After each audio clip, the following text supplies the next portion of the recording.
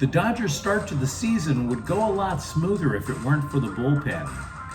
And the Enfield Watch reaches day 5, and instead of the draft, maybe the Rams have a cornerback solution in-house. Good morning. I'm James. This is your daily dose of sports and snark for the greatest sports city in the world, Los Angeles. This is the faithful Angelenos morning report. And it is March 31st, 2024. Happy Easter from St. Loser Misery, where every Easter, the locals celebrate the resurrection of our Lord Jesus Christ with random gunfire in the air. It is a moving, spiritual experience right along the banks of the Mississippi. Out come the guns and up goes the lead. But hey, that's one thing we do ourselves out west on Christmas and New Year's. So if you like being in the know about LA sports, what the hell? Clickety-clack the like button. Clickety-clack the subscribe button. There's a notification bell. Hit that. It'll let you know when we drop new content. Sharing is caring. Let people know we exist. And by all means, comment. I look forward to hearing from you guys. Didn't yesterday. What gives? Before we go through the news and notes, a look at the scoreboard. Mookie Betts homered. It is his 4th already. Scored twice, but St. Louis outlasted the Dodgers in 10 innings, 6-5. Yoshinobu Yamamoto rebounded from a disastrous first start, though. He pitched 5 shutout innings, so this is all in the bullpen. We'll get more to that in a moment. Anze Kopitar and Adrian Kempe scored, but Calgary defeated the Kings 4-2. The Kings, however, can still make a solid run in time for a better playoff seeding. They have 10 games left on the season. 8 of them are against teams not in the playoff picture. Galaxy 1, Seattle 0. The Galaxy take over first place in the Western Conference. Gabriel Peck scores his first MLS goal, and the Galaxy also earned their first clean sheet of the season. Let's talk about growing pains for LAFC. Teenager David Martinez scored a go-ahead goal for LAFC in the 76th minute, then got a red card a few minutes later. Colorado rallied to win 3-2. Kansas City 4, Angel City FC 2. Sidney Leroux and Madison Curry scored for Angel City. Side note to all the people out there who cover women's soccer. I am the furthest thing from a social justice warrior, but when you are talking about women's athletics, please do not describe the team as unbelievably stacked. I no longer think of them as athletes when you call them unbelievably stacked. Just saying. Meanwhile, today, St. Louis wraps up the series in LA against the Dodgers at 4. Gavin Stone versus Steven Matz. Lakers are in Brooklyn at 3 o'clock. The Athletic is reporting Gabe Vincent is expected to be available today. He has been out ever since December 20th due to knee surgery. And the Clippers are at Charlotte at 3. And now we get to the news. We have not played enough games yet to make sweeping grand judgments on the Dodgers. But the bullpen gave up all the runs that St. Louis got last night. Matter of fact, the bullpen's ERA so far this year is 7.86. And I'm not trying to pin this on one man as much as I am trying to make an example. Especially because the guy I'm about to make an example of did not pitch last night. But given the small sample size you are desiring, you need to see consistency from somewhere. Now, Dave Roberts suggested that Michael Grove, who was inconsistent in call-ups with the Dodgers last year, would thrive if they decided to change him from, say, a starting pitcher to middle relief. And so they brought Grove out there, gave it a shot on Friday night, and So the dude comes into relief, and he pitches a scoreless 7th, which is great. But then he returned in the 8th. He allowed the first 3 guys to get on base before Roberts finally pulled him. All 3 of those guys scored. And then when you consider that Grove also allowed runs in Korea, his ERA is 21 and suggests that at best, Grove has started this season in the bullpen every bit as erratic as he was last year as a spot starter. Young season, but that's an example. Now, I don't like judging coaches or managers too harshly because it's a job I know I can't do. I can't. But you have to wonder if Roberts made a mistake by letting Grove get a second inning. How much of it is on Grove and how much of it is on Roberts? Right?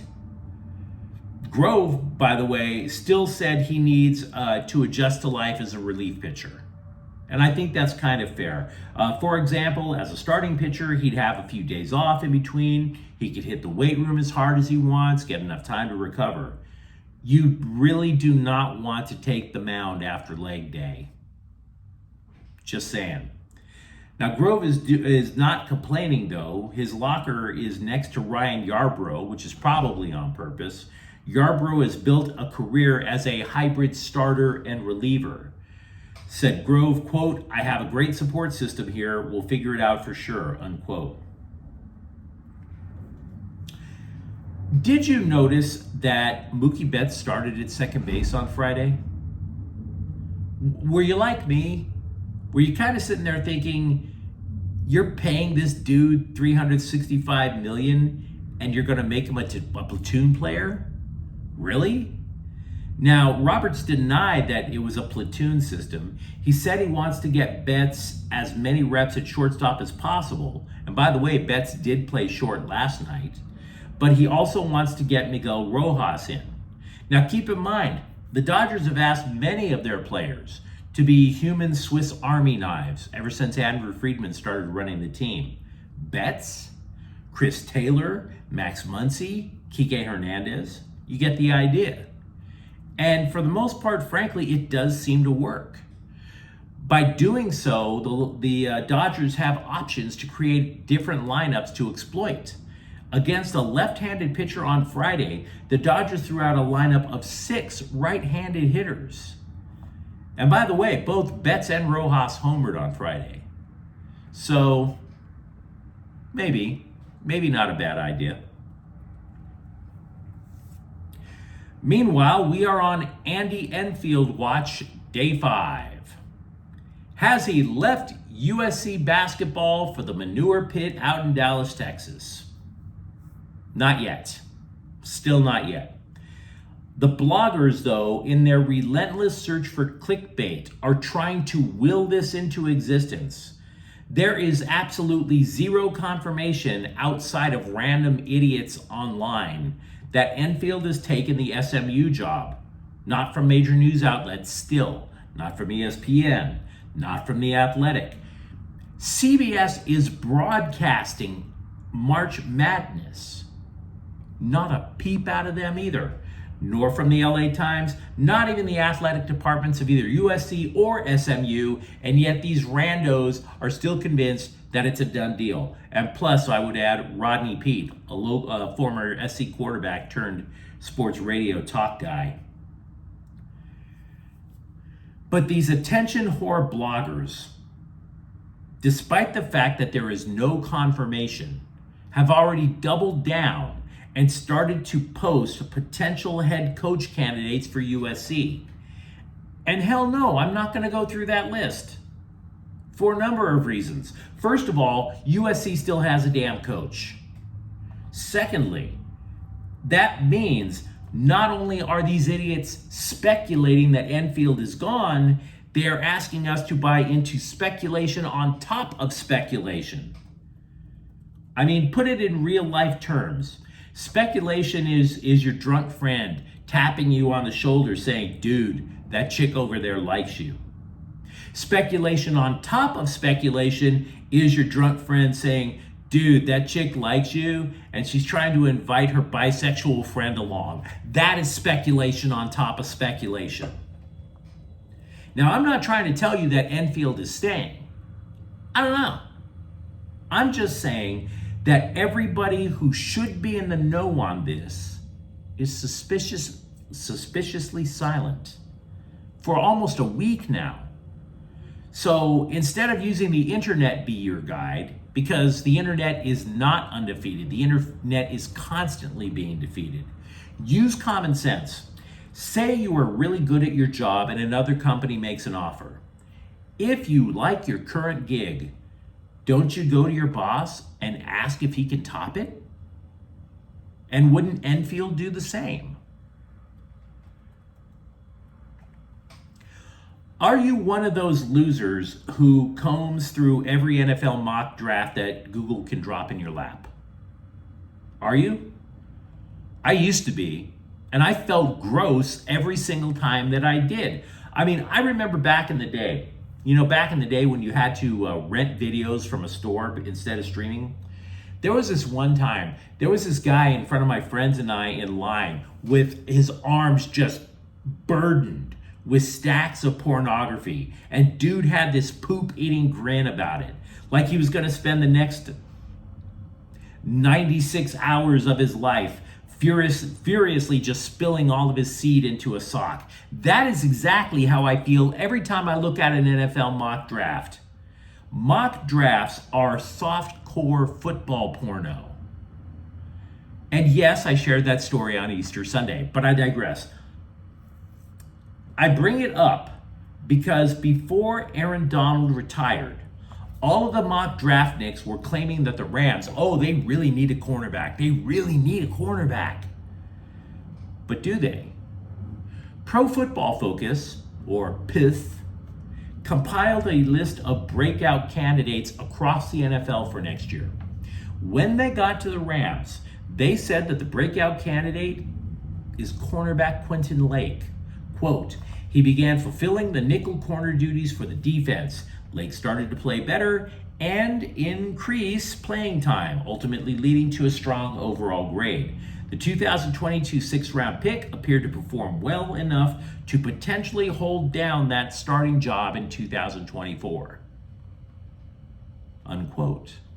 So they might have a solution in-house, guys, which would be fine because that allows them to use their better picks to obviously try to find some way of filling that gargantuan, that abyss that's left with Aaron Donald no longer in the fold. Meanwhile, Chargers general manager Joe Ortiz is not throwing dirt, on Quentin Johnston's poor rookie season. Quote, that's what a lot of rookie seasons look like, but he flashed some really impressive traits. Every time you put on the tape, you see the talent, and I expect him to make the jump. I know we have the right coaches to help him make the jump, unquote. Joe Ortiz is spinning. I'm not saying that Johnston needs to look at the UFL in a year or two. I'm not saying he's a complete bust. Rookies can struggle. It is true. But you know who didn't struggle? The wide receivers that were drafted immediately after Johnston. Those are the guys who didn't struggle. Moreover, Pro Football Focus graded Johnston. Out of all 31 rookie wide receivers last year, Johnston graded 29th. 29th. That is not what a lot of rookie seasons look like. That is a panicky rookie season. That is a real ish. A couple of days ago, we were here talking about how USC football was making bold recruiting inroads in Georgia. DeMonta Prather is the head coach of Manchester High in Georgia. Now, that is the school that the Trojans went to land a five-star defensive lineman, Justice Terry. Prather told the LA Times that for USC to land players from that state, after all, the University of Georgia is a national power, quote, it's going to be a fight, but they look like they're ready for it, unquote. Prather said that new defensive line coach Eric Henderson, the former Rams assistant coach, showed up and just wowed everybody. Quote, he's telling them what they want to hear and what they need to hear, unquote. And by the way, the high school coach is also saying in Terry, USC is getting, quote, probably one of the best kids I know. I'm not sure I believe what I'm about to tell you. because there's been a lot of bad intel regarding Lakers injuries. And we've talked about that. Oh, this guy's out for the year. No, he's coming back in a couple of days. It's very erratic, very scattershot. Somebody needs to go seek therapy and get proper medication. The Athletic is claiming that the Lakers have targeted April for a Jared Vanderbilt return. And yes, I am aware, April begins tomorrow. It could, in fact, happen as early as this week, according to The Athletic. Having said all that, I'll believe it when I see it. Lakers injury reports have gone from literally, oh, so-and-so's in perfect health, and then like 5 minutes later, it's somebody go get a priest to give the guy last rites. It hasn't been stable. But you let me know what you think of the comments thread. Talk to me about what you think of the Dodger bullpen, or even if I'm overblowing this bad start for the Dodger bullpen. Do you believe Andy Enfield is staying or going with USC? And if you enjoyed the content, don't forget to subscribe to Faithful Angelenos. We're talking LA sports every single day here. Thank you for watching. I'm James. We'll be back tomorrow. Faithful Angelenos is a Kian Corte El Queso production. Take care.